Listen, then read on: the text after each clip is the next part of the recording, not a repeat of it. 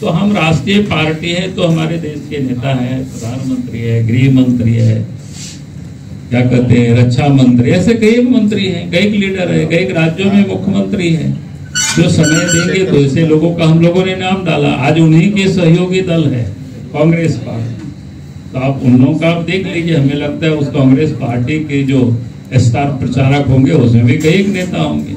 अब जेएमएम है, वो क्षेत्रीय पार्टी है, झारखंड की पार्टी है, तो झारखंड के उनके भी 40 नेता हैं होंगे उस क्या कहते हैं सूची में। अब सब लोग देख लीजिए सारे लोगों के। इसीलिए कि अब उससे उनको परेशानी है तो उसकी तो हम कुछ भी नहीं कर सकते, और उनका परेशान होना भी जरूरी है। अगर उन्होंने गड़बड़ नहीं किया होता है, अच्छे काम कर, तो लोकतंत्र में नेता कोई मालिक नहीं होते, मालिक तो जनता होती है। नेता तो जनता के बीच जाते हैं अपने कार्यक्रमों को लेकर के, अपने विचारधारा को लेकर के, अपने किए हुए कामों को लेकर के, फिर जिन्हें वो पसंद करते हैं वोट जनता उनको देती है, मालिक तो जनता है। मैं पैदा ही वहीं लिया हूँ जहाँ से मैं चुनाव लड़ रहा हूँ, उसी क्षेत्र से मैं पैदा लिया हूँ, वहीं पर मेरा बचपन बीता है, वहीं मैं पाल बढ़ करके मैं जवान हुआ हूँ। और उसके बाद अगर वहीं से नहीं लड़ेंगे दूसरा जगह वाले लोग बोलेगा यार अपने जगह से नहीं लड़ते, बताओ ये कहाँ से यहाँ आ गए। तो हम करें तो क्या करें भाई, बताओ। अब उन लोगों को पूछो कि अपने यहाँ से लड़ना अगर कोई पाप है। और मैं तो वहां से भी लड़ा हूं भाई, जहाँ हेमंत सोरेन का जन्म स्थान है, उनके पिताजी का, उनका कहाँ जन्मे मैं नहीं पता है मुझे, वो तो देखना पड़ेगा, कहीं हॉस्पिटल वगैरह में हो सके जन्मे हो। हम तो गांव में ठेठ जन्मे हैं, कोई हॉस्पिटल में भी हम नहीं पैदा लिए थे। तो इसलिए हमने कहा कि उनका तो जहां से वो जन्मे वहां से भी हम विधायक बने हैं। शायद वो इस जन्म में तो नहीं है बन पाएंगे, मैं ये दावे के साथ कह सकता हूँ, क्योंकि उनके कई परिवार के लोग चुनाव लड़ चुके हैं, वहां से कोई विधायक बना ही नहीं। हम तो रामगढ़ जहाँ उनका घर है, रामगढ़ विधानसभा गोला ब्लॉक नेमरा, तो हम रामगढ़ विधानसभा से भी विधायक, जब हम मुख्यमंत्री थे वहां से विधायक थे, और सांसद भी बने तो बाद में अपने ही क्षेत्र से बने। तो इसलिए ऐसा कुछ नहीं है भाई मेरा घर द्वार वहां से है तो फिर वहां से नहीं बनेंगे तो दूसरा जगह वाला तो भगाएगा, बोला कि अरे अपने जगह के लोग इनको नहीं पसंद कर रहे तो कहाँ बाहर से आ गए। मुख्यमंत्री भारतीय जनता पार्टी प्रमुख विरोधी दल रही। आपने देखा कि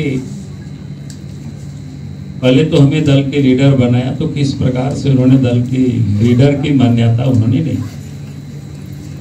पूरी 5 वर्ष यानी 4 वर्ष तक हम रहे दल के लीडर पार्टी की ओर से, लेकिन पार्टी में विधानसभा अध्यक्ष ने मान्यता नहीं, हमें बोलने तक भी नहीं दिया। अगर कोई लोग उस समय जाते होंगे हाउस में, कई दफा मैंने हाथ भी खड़ा किया, तो अपने आप को बड़ा इंसल्ट महसूस होता था कि भाई हम इस राज्य के मुख्यमंत्री रहे, एक क्षेत्र से हम विधायक रहे हैं, तब भी बोलने तक नहीं दिया। फिर बाद में जब अंत समय में फिर हमें पार्टी के अध्यक्ष हमको पार्टी ने बना दिया, और फिर एलओपी हम लोगों ने अमर कुमार मौर्य को बनाया।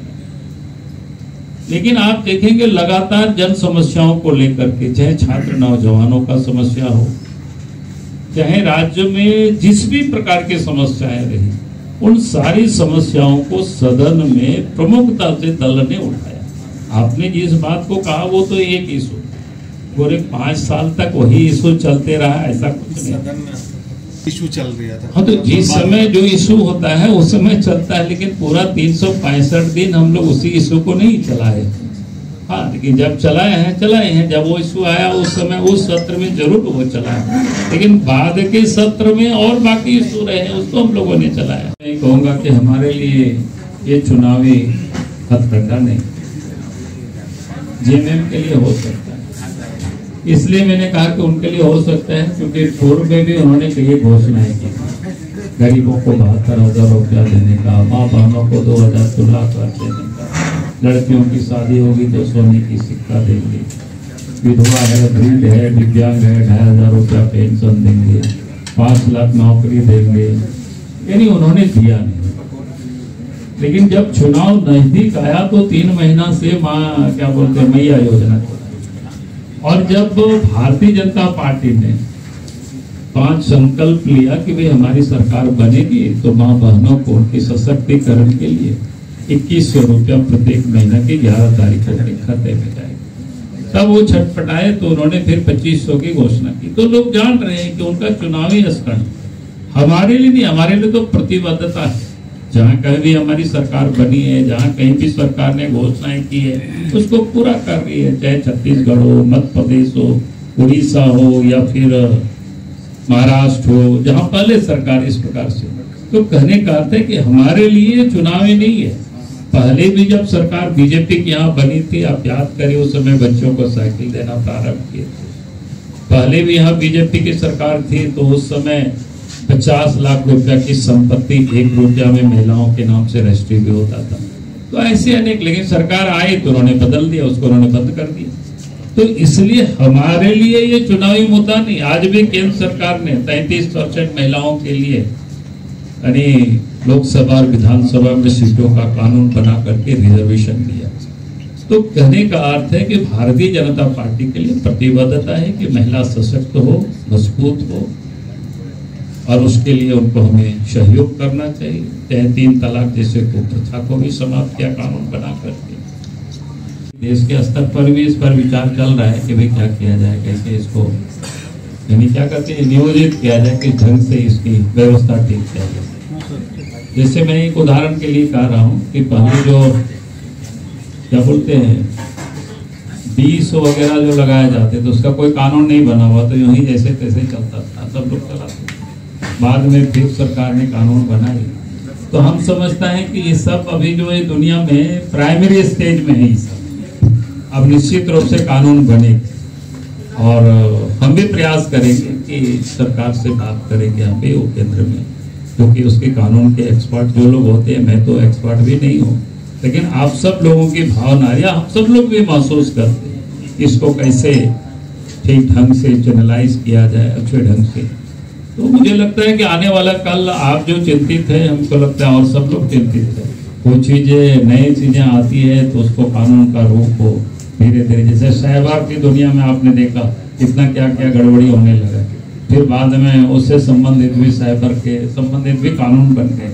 तो कहने का मतलब है कि आज आप महसूस कर रहे हैं, तो ये महसूस सब लोग करेंगे और कर भी रहे हैं। तो हमें लगता है आने वाला कल जरूर उसको कानून का रूप मिलेगा और आप सब लोग उसमें से सुरक्षित ही होंगे मेरे समझ से। भारतीय जनता पार्टी के बारे में, ये भारतीय जनता पार्टी जो कहती है वो करती है। और आज जैसे मैंने कहा कि प्रधानमंत्री नरेंद्र मोदी जी ने जो अवार्ड की घोषणा की है केंद्र के स्तर पर, तो निश्चित रूप से झारखंड में सरकार बनेगी तो आप भी जैसे जो मीडिया में जो लोग काम कर रहे हैं उनके लिए भी क्या कहते हैं अवार्ड की, और उनको कैसे प्रोत्साहित किया जाए। जो निर्भीक पत्रकारिता करता है, अपने आप को जोखिम में डाल कर समाज की जो समस्याएं हैं उसके लिए वो लड़ता है। अगर उनको हम प्रोटेक्ट नहीं करेंगे तो हम किनको प्रोटेक्शन देंगे और किनको हम आगे बढ़ाएंगे। तो इसलिए मैंने कहा कि झारखंड में निश्चित रूप से वादा तो नहीं है, क्योंकि मैंने अभी कोई इस प्रकार की घोषणा यहाँ नहीं कर रहा हूँ, लेकिन मैं आप सबको इतना जरूर कहूँगा कि आप सब लोग हमें भी जानते हैं, तो हम जो कहेंगे वो करेंगे, इतना जरूर मैं आप सबको विश्वास दिलाता हूँ। क्योंकि जो हमारे अपोजिशन के लोग हैं परिवारवाद की परिभाषा को डाइल्यूट करने के लोग प्रयास कर रहे हैं। किसी के बेटा, किसी के बहू, किसी के भाई, किसी के पुत्र बधू को चुनाव लड़ाना परिवारवाद नहीं होता। परिवारवाद का मतलब ये होता है कि पार्टी की पहचान परिवार विशेष से हो और पार्टी का संचालन भी परिवार के विशेष से हो। जैसे कांग्रेस पार्टी है तो नेहरू गांधी परिवार से उसकी पहचान है और संचालन भी वहीं से होता है। झारखंड में झारखंड मुक्ति मोर्चा है, उसकी पहचान शिबू सोरेन परिवार से और संचालन भी वहीं से होता है। बिहार में राष्ट्रीय जनता दल लालू यादव के परिवार ने उसकी पहचान उससे है और संचालन भी वहीं से होता है। मैं और देश की ओर नहीं जाता हूँ, क्योंकि यही लोग यहाँ झारखंड में सरकार चला रहे, उसको परिवारवाद कहते हैं। बाकी तो कोई भी चुनाव लड़ता है वो किसी ना किसी का बेटा होता है, किसी का बहू होता है, किसी की पत्नी होती है, तो इसलिए उसको परिवारवाद नहीं कह सकते। इसलिए मैंने कहा कि अपोजिशन के लोग परिवारवाद की परिभाषा को बदलने की कोशिश कर रही है, लेकिन ये परिवारवाद नहीं है। बाबूलाल जी, नामांकन दाखिल करने का जो अंतिम तिथि था वो समाप्त, जगह का फीडबैक नहीं लिया है, लेकिन मैं ये मानता हूँ कि अब जितनी भी नामांकन होना था सब हो गया है। और जहाँ कहीं भी हम जाते रहे, और जैसे आज हम 2 स्थानों पर गए थे, पाकुड़ और बरहे, इसको कह सकते हैं हम लोगों के लिए वो ऐसा क्षेत्र है कि कभी हम लोगों ने, भारतीय जनता पार्टी ने कभी जीती नहीं, लेकिन वहां पर भी मैंने देखा कि लोगों के जो उत्साह,